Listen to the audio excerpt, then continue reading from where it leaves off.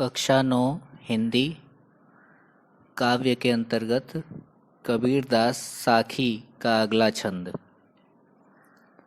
ज्ञान प्रकाश्या गुरु मिल्या सो जिनि बीसरि जाई। जब गोविंद कृपा करी तब गुरु मिलिया आई।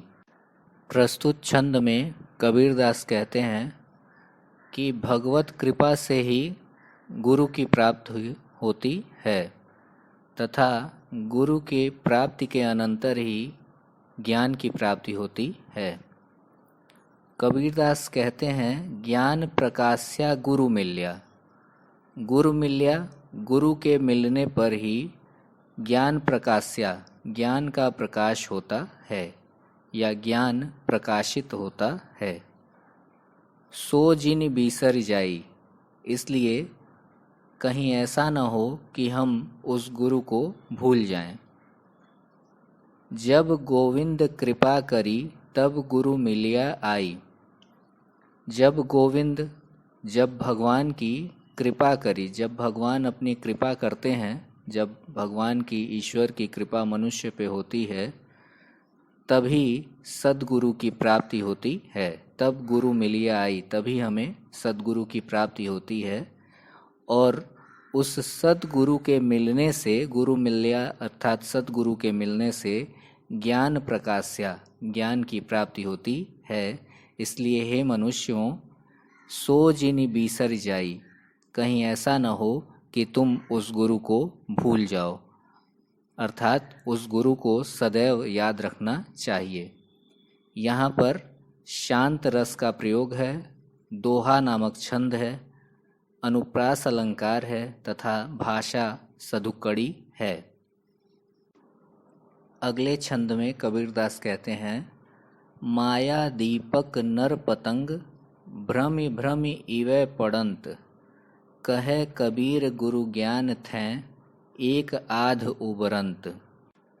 प्रस्तुत छंद में कबीरदास जीव और माया को क्रमशः पतंगा और दीपक के रूपक के रूप में मानते हुए माया की प्रबलता और गुरु के उपदेश की महत्ता को बता रहे हैं। कबीरदास कहते हैं माया दीपक नर पतंग। इस संसार की जो माया है वह दीपक के समान है, दीपक के समान है, और जो नर है, मनुष्य है, वो पतंगे के समान होता है।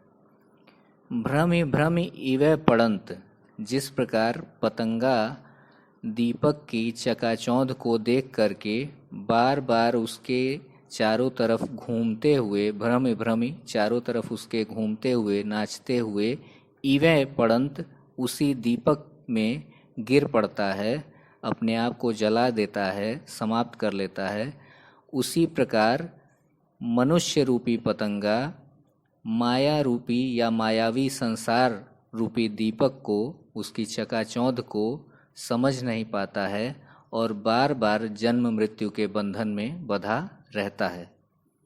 कहे कबीर गुरु ज्ञान थैं एक आध उबरंत। कबीरदास कहते हैं कि ऐसे इस संसार में एकाध उबरंत, एकाध लोग ही होते हैं, कुछ ही लोग होते हैं जो गुरु ज्ञान थे, जो गुरु के ज्ञान से अपने आप को उबरंत, इस संसार रूपी दीपक से, माया से मुक्त कर लेते हैं। अर्थात एकाध लोग ही, कुछ ही लोग इस संसार में हैं जो गुरु कृपा से ज्ञान प्राप्त करके मोक्ष को प्राप्त कर लेते हैं। शेष लोग इसी माया रूपी संसार में, मायावी संसार में उसी प्रकार से जन्म मृत्यु के बंधन में बंधे रहते हैं जैसे कोई पतंगा बार बार दीपक की ओर आकर्षित होकर के उसमें गिर पड़ता है। प्रस्तुत छंद में सधुक्कड़ी भाषा, शांत रस तथा दोहा नामक छंद का प्रयोग है तथा अनुप्रास और रूपक अलंकारों का प्रयोग किया गया है।